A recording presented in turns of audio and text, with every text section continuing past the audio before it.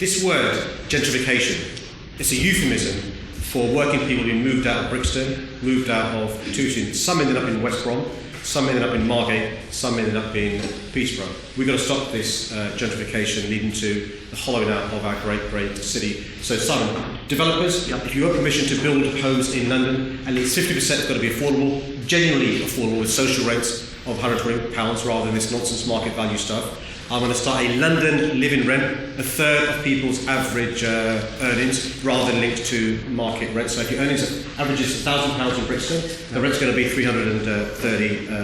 And we've got to make sure that we have a practical, hard-headed politician. So look, I'm not going to make promises I can't keep as mayor. What I can do, though, is when I'm in Parliament now, say to the government, if you're going to proceed with this right to buy, you should make sure in the bill is a clause that says, if you sell one, you build one, like for like in the same area, so you don't see London holding up. My final point is... What would you build? Are you building social housing? My point is absolutely right. It's not just the numbers, Simon, it's the type of homes you build.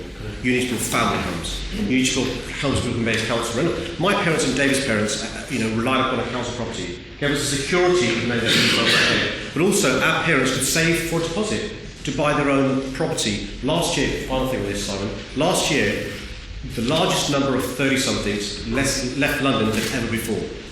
More than 60,000 of those aged between 30 and 39. This is a brain drain on London. We've got to stop it. Tessa. Thanks very much.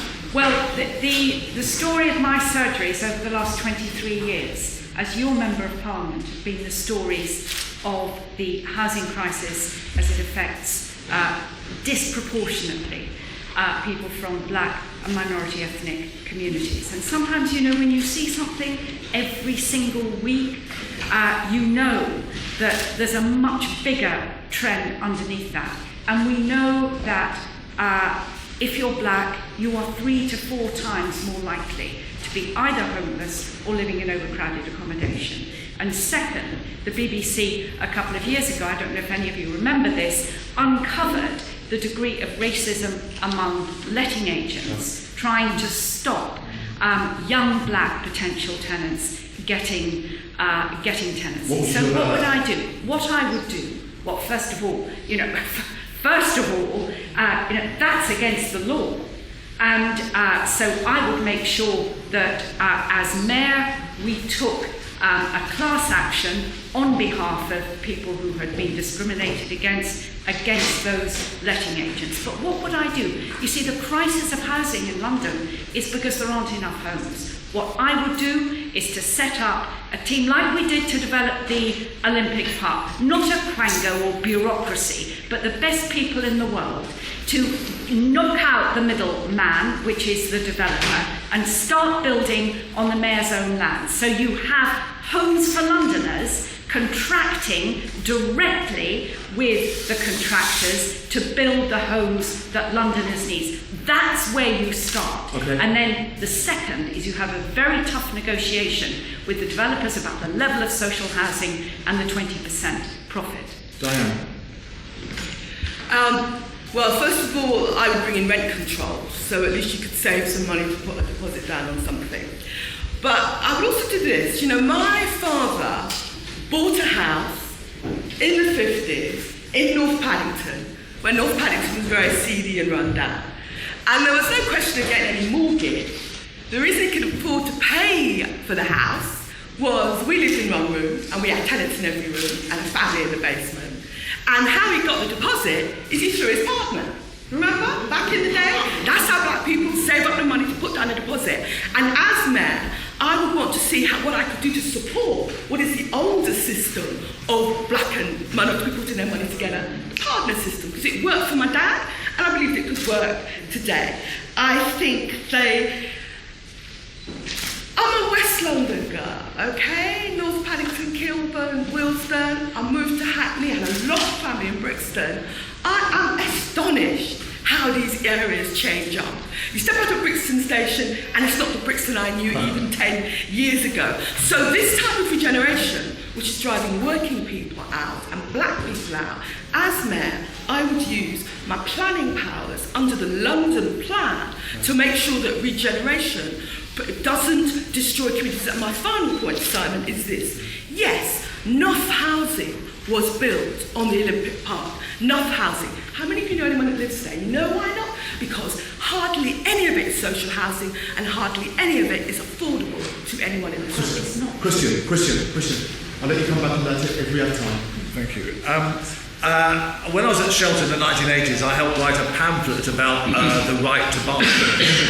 And we obviously were opposed to it, but we never anticipated that it would have the crazy effects that it has had by ensuring that private landlords are renting out their ex-right to buy houses at a massive increase in rent, which is funded by housing benefit. You couldn't make it up, actually, that the council's lost money and now we're paying for it again. So I'm actually opposed to that. I'm opposed to, I think it was one of Labour's failings that when Labour was in office, it didn't actually manage to abolish the right to buy and keep council housing.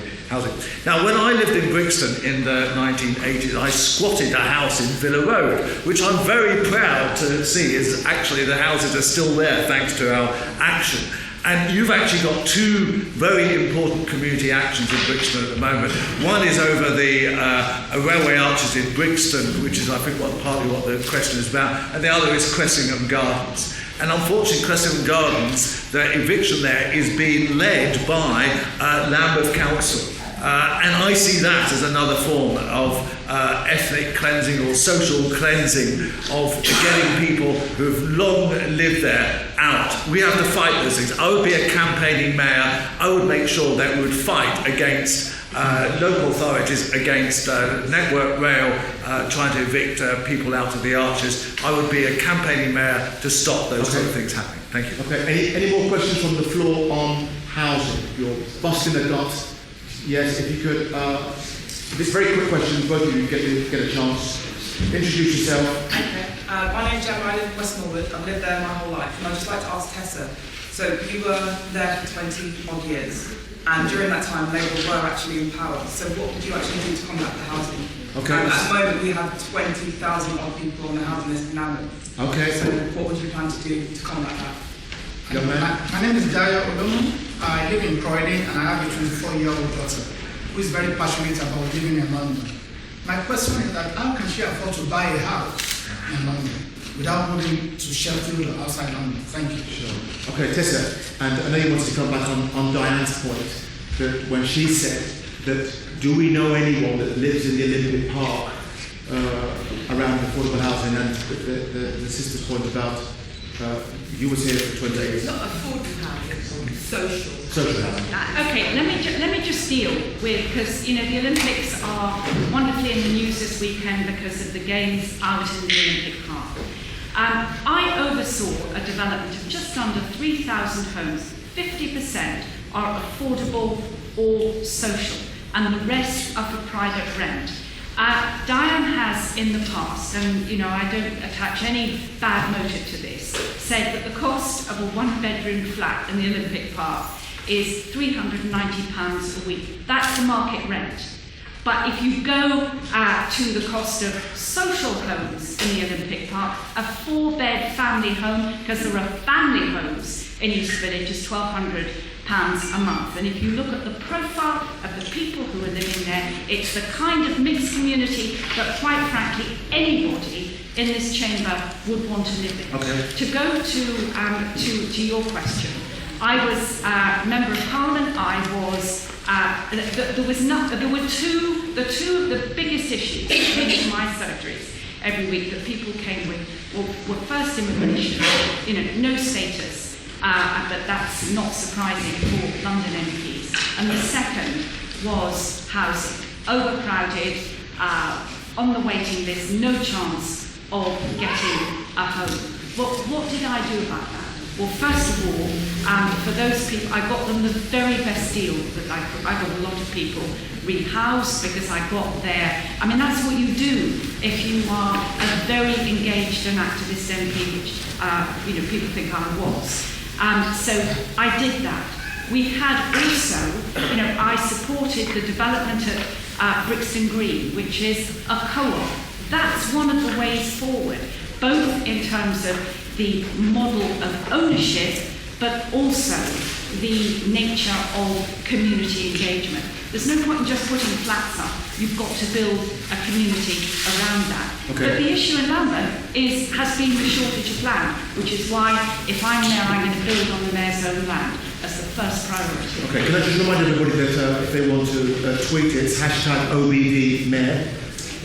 Let's get the word out of this great conversation. Can I get David and Sidiq just to come in very quickly on this housing issue? David. Look, there's another thing happening. I'm not going to name local authorities, but there are. Name them. There are local authorities, because there are a few of them. There are local authorities that are fortunate enough, Haringey and Brent is not, I'm not one of these actually, are fortunate enough to have land that is juxtaposed to the River Thames.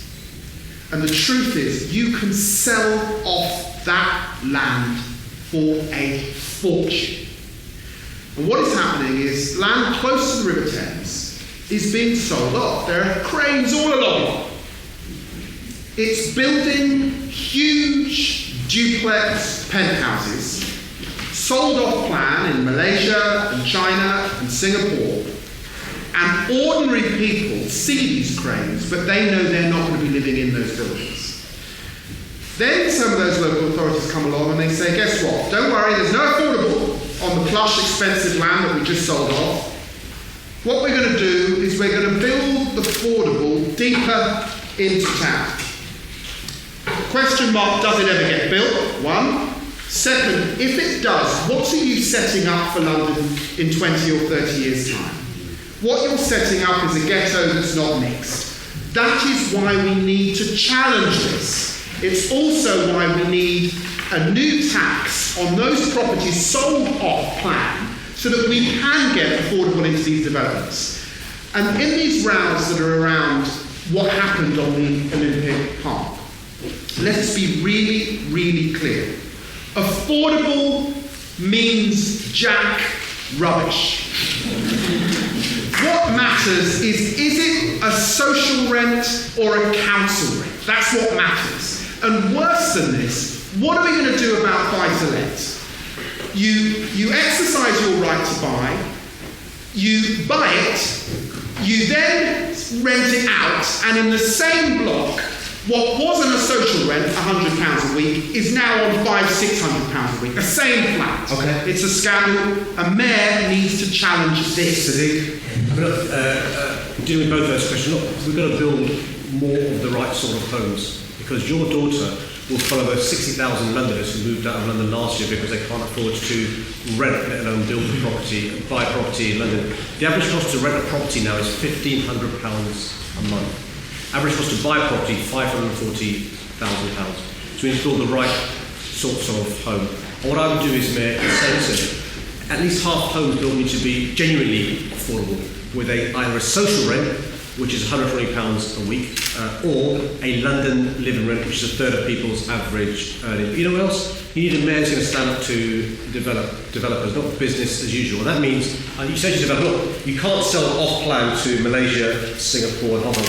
I've nothing against foreigners, but I don't think they should be buying properties using them as gold bricks in London. The other thing, say to a developer, look, when you build a development, give first dibs to Londoners. First dibs goes to Londoners in relation to buying the property. The other point is this, Simon, this is a really important point. Diane reminded me about her experience of Brixton and growing up in London. You know, we as Labour government outlawed segregation on the grounds of ethnicity, the Race Relations Act 1968. There is now segregation on the grounds of your means. There are now buildings being built, green-lighted by the mayor and by local authorities. We have one entrance, if you're a social tenant, down the alleyway, darkly lit next to the Pret-a-Manger, and you've got a lovely new entrance if you're a private buyer or paying a private rent on the main road. And so I will abolish poor doors and say no development in London will have poor doors in it. Okay, so let's move on to the other big issue. What plans would you put in place, this is by Faith Scott, to ensure the development and support and growth of black businesses? That's one.